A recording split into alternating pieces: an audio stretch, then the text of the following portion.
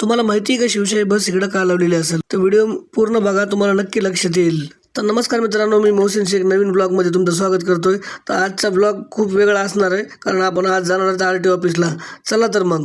तर आज होती माझ्या लायसन्सची ट्रायल म्हणून मी डॉक्युमेंट घेऊन निघालो होतो. जसंच मी प्रवास ऑन केला की मला हा ऑपरेशन केलेला रोड मिळाला आणि बराच वेळ प्रवास करून मी आता RTO ऑफिसच्या जवळ पोहोचलोच होतो. आता RTO ऑफिसचं काम म्हणल्यावर आपल्याला एजंटचा सहारा तर घ्यावाच लागतं. तर इथं प्रशांत डोरले म्हणून आपले चांगले मित्र आहेत. इथं नंतर आम्ही RTO ऑफिसमध्ये अशी एंट्री केली. हे RTO ऑफिस आहे.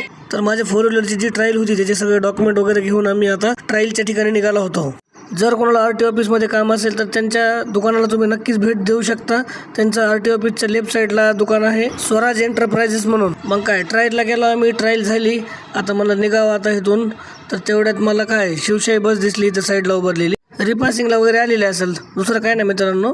तर असेच व्हिडिओ जर पाहायचे असले तर आपल्या चॅनलला नक्की सबस्क्राईब करा बरं का.